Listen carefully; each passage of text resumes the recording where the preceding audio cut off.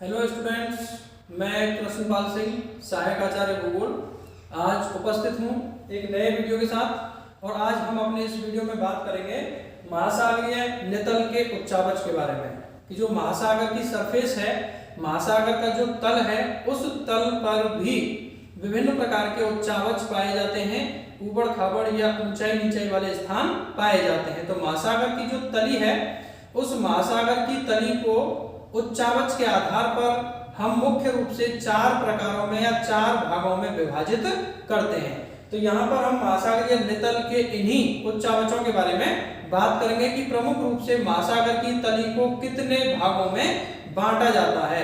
तो यहाँ आप देख सकते हैं प्रमुख रूप से 4 वर्गों में या 4 भागों में महासागर की तली को बांटा गया है। तो सबसे पहले है महाद्वीपीय मग्न तट। और यहाँ आप डायग्राम देखें तो इस डायग्राम में स्पष्टतया ये महासागर की तली का जो है ग्राफ दिया गया है या महासागर की तली को प्रदर्शित कर रहा है। ये सागरीय क्षेत्र है और ये यहाँ से ऊपर इधर जो है स्थल का भाग है। तो यहाँ महासागर की जो तली है उसको मुख्य रूप से यहाँ 4 भागों में बांटा गया है। पहला जो है महाद्वीपीय मग्न तट के नाम से, इसके आगे जो महासागरीय तली का भाग है वो महाद्वीपीय मग्न ढाल के नाम से जाना जाता है। और उसके बाद में फिर जो महासागर की तली का लगभग समतल मैदान जैसा जो भाग है उसे सागरीय मैदान, और उसमें विभिन्न जो खाइयां या गर्त पाए जाते हैं उनको सागरीय गर्त के नाम से जाना जाता है। तो ये मुख्य रूप से सागर की तली को हम 4 भागों में बांट सकते हैं। तो यहाँ हम उन्हीं 4 भागों के बारे में बात करेंगे। तो सबसे पहले हम बात करते हैं महाद्वीपीय मग्न तट की। और महाद्वीपीय मग्न तट, जैसा कि नाम इसका है, ये महाद्वीप का ही हिस्सा माना जाता है, महाद्वीपीय तट का ही भाग माना जाता है।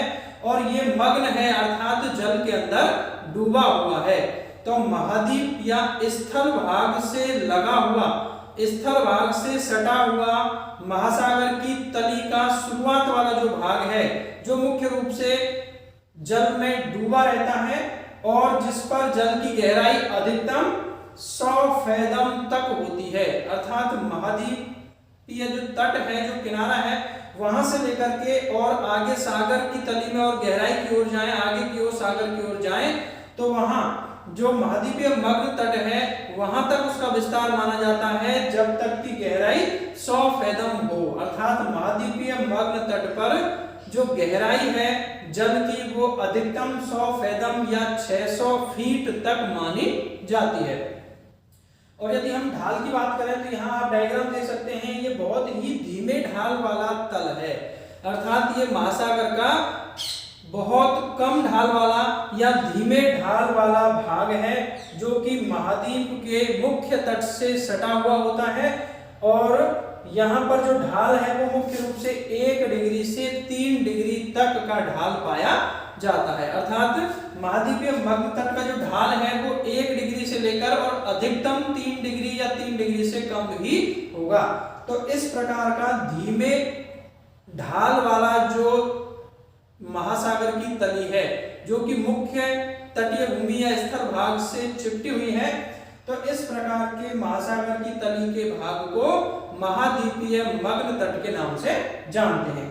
और महाद्वीपीय जो मग्न तट है इसकी चौड़ाई अलग अलग सागरीय क्षेत्रों में अलग अलग पाई जाती है। अर्थात महाद्वीपीय मग्न तट कहीं पर अधिक चौड़े हैं और कहीं पर कम चौड़े पाए जाते हैं। और ये इनकी जो चौड़ाई है ये महाद्वीपों के तटवर्ती भागों पर पाई जाने वाली स्थलाकृति या स्थल भूमि के प्रकार पर निर्भर करता है कि जहां पर तटीय भागों में ऊंची पहाड़ियां और पर्वत श्रेणियां पाई जाती हैं वहां पर मग्न तट की चौड़ाई अपेक्षाकृत कम पाई जाती है, जबकि जहां पर तटीय क्षेत्रों में मैदान का विस्तार होता है वहां पर मग्न तट ज्यादा चौड़े देखने को मिलते हैं। और यदि हम सागरों के हिसाब से बात करें तो जो 3 मुख्य सागर हैं आपका प्रशांत महासागर, अटलांटिक महासागर और हिंद महासागर, इन तीनों में ही महाद्वीपीय मग्न तट की चौड़ाई में काफी अंतर देखने को मिलता है। जहां अटलांटिक महासागर में मग्न तटों का विस्तार काफी ज्यादा है और अटलांटिक महासागर की तली के लगभग 13 से 13.5% भाग पर महाद्वीपीय मग्न तट का विस्तार देखने को मिलता है। वहीं प्रशांत और हिंद महासागर में लगभग 5 से 6% भाग पर ही मग्न तट पाए जाते हैं। तो महाद्वीपों के हिसाब से भी और एक ही महाद्वीप के अलग अलग क्षेत्रों में भी महाद्वीपीय मग्न तट की चौड़ाई में काफी अंतर देखने को मिलता है। और ये महाद्वीपीय जो मग्न तट है ये कहीं 15-16 किलोमीटर तक कम चौड़े पाए जाते हैं, तो कहीं ये 400 से 450 और कहीं कहीं तो 1200 किलोमीटर की चौड़ाई में भी महाद्वीपीय मग्न तट पाए जाते हैं। तो इस प्रकार से ये महाद्वीपीय मग्न तट हैं। और महाद्वीपीय मग्न तट समुद्र की जो कुल सतह है या फिर कुल समुद्र तली की यदि हम बात करें तो उसके लगभग 8% भाग महाद्वीपीय मग्न तट के अंतर्गत शामिल किया जाता है। तो ये जो 8% है ये समस्त महासागर की तली का 8% है, हमें ध्यान रखना होगा। तो ये जो 8% है ये महासागरों की समस्त जो महासागर हैं उनकी कुल तली के विस्तार का 8% भाग महाद्वीपीय मग्न तट के अंतर्गत शामिल किया जाता है। और ये धीमे ढाल वाला और कम जल की गहराई वाला या उथले जल की गहराई वाला सागरीय भाग है।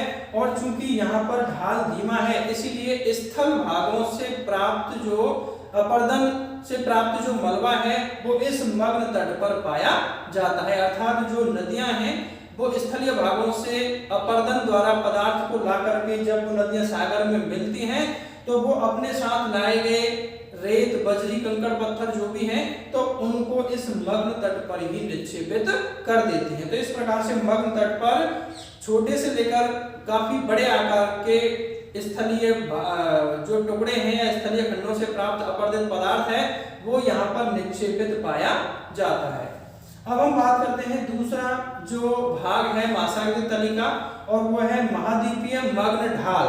और ये यहाँ हम डायग्राम देखें तो यहाँ जहाँ पर महासागर की जो तली है उस महासागर की तली में अचानक से ढाल में वृद्धि हो जाती है। अर्थात महासागर की तली में क्रमिक ढाल चल रहा है, ढाल 1 डिग्री से 3 डिग्री है, लेकिन जहां से महासागर की तली का ढाल अचानक बढ़ जाए और ढाल एकदम तीव्र हो जाता है वहां से मग्न ढाल की शुरुआत मानी जाती है। तो इस प्रकार से महाद्वीपीय जो मग्न ढाल है ये भी संरचना के दृष्टिकोण से महाद्वीप या स्थल खंड का ही भाग माना जाता है, लेकिन यहाँ पर जो ढाल है वो काफी तेज होता है और महाद्वीपीय मग्न ढाल का जो ढाल है वो 3 डिग्री से अधिक होता है। अर्थात कहीं पर भी 3 डिग्री से कम ढाल नहीं होगा।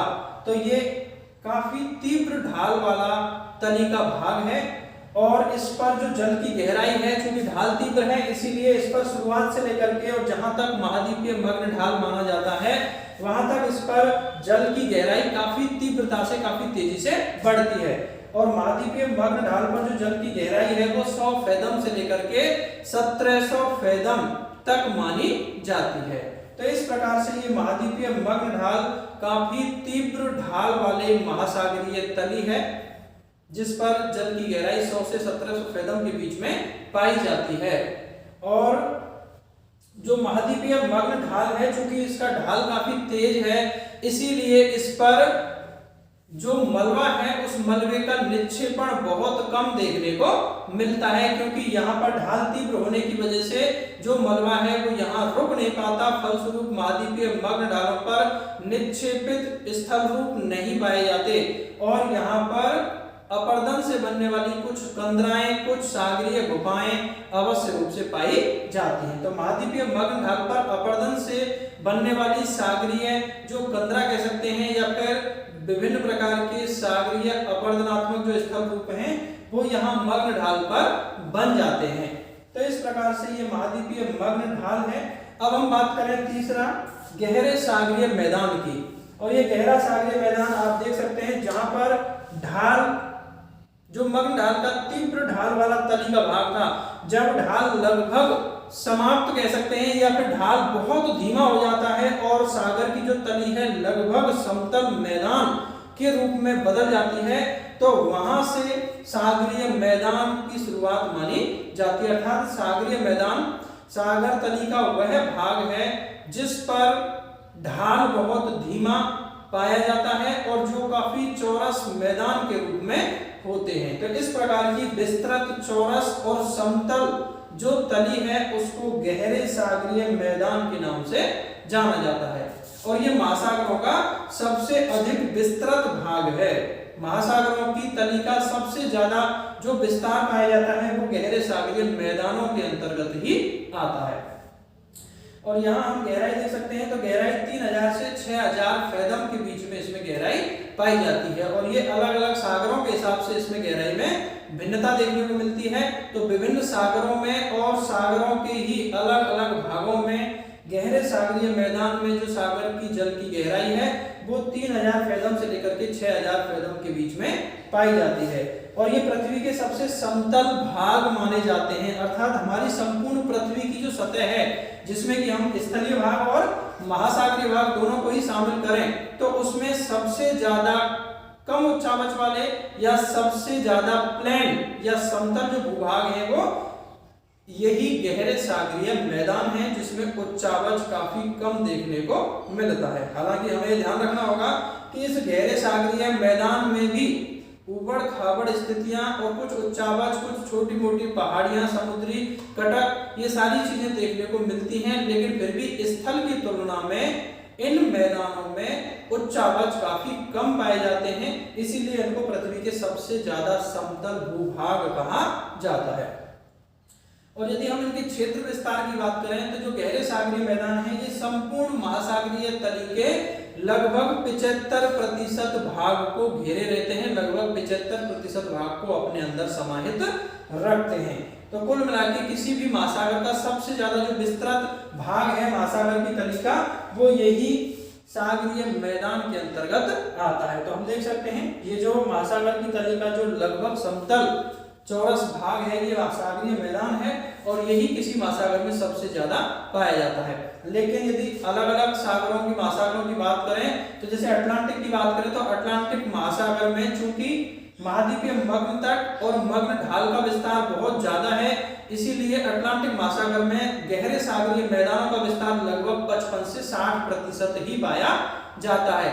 वहीं प्रशांत और हिंद महासागर की बात करें तो प्रशांत और हिंद महासागर में गहरे सागरीय मैदान कुल उन सागरों की तली के 75 से 80% भाग पर यह मैदान का विस्तार देखने को मिलता है। तो अलग अलग सागरों के हिसाब से गहरे सागरीय मैदान के विस्तार में यह अंतर देखने को मिलता है। और अब हम बात करते हैं महासागरीय नितल के जो चौथा भाग है और वो है सागरीय गर्त, जिसको हम सागरीय खाई या अंग्रेजी में ट्रेंच के नाम से भी जानते हैं। और ये सागरीय गर्त महासागरीय नितल का सबसे गहरा भाग होता है, सबसे ज्यादा निम्न भाग होता है, अर्थात सबसे ज्यादा गहराई सागरीय तली पर महासागरीय गर्तों में ही पाई जाती है, क्योंकि ये सामान्यतया जो सागरीय मैदान है उन सागरीय मैदानों से भी काफी अधिक गहराई पर स्थित भाग हैं, काफी अधिक गहरे भाग हैं। हम यहाँ डायग्राम में देख सकते हैं तो सागरीय जो मैदान है उसमें भी काफी गहरे जो गर्त के रूप में, गड्ढे के रूप में या खाई के रूप में जो भाग हैं उनको ही सागरीय गर्त कहा जाता है। और ये सागरीय गर्त सागरीय धरातल की कुल भाग का लगभग 6.15% भाग को अपने अंदर समाहित करते हैं, अर्थात महासागरीय तली का लगभग 6% भाग सागरीय गर्तों के अंतर्गत शामिल होता है।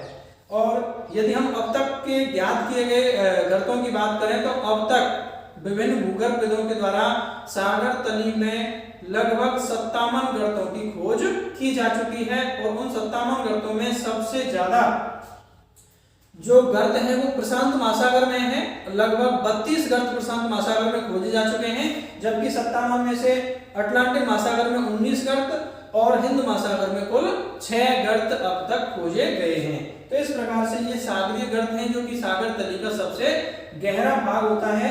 और जो सागरीय गर्त हैं वो प्रमुख रूप से द्वीपीय चापों के नजदीक ज्यादा पाए जाते हैं। तो जो मुख्य रूप से जो महासागरीय द्वीप चाप हैं उन महासागरीय द्वीप चापों के समीपवर्ती भागों में ही ये सागरीय गर्त ज्यादातर देखने को मिलते हैं। तो इस प्रकार से हम महासागरीय नितल का जो उच्चावच है उसको मोटे तौर पर 4 वर्गों में या 4 भागों में बांट सकते हैं: महाद्वीपीय मग्न तट, महाद्वीपीय मग्न ढाल, गहरे सागरीय मैदान और महासागरीय गर्त। इस प्रकार से ये महासागरीय नितल का सामान्य उच्चावच था। उम्मीद करता हूँ आपको दी गई जानकारी अच्छी लगी होगी। आपको मेरा वीडियो पसंद आया हो तो इसे लाइक और शेयर अवश्य करें और मेरे चैनल को सब्सक्राइब करें। धन्यवाद।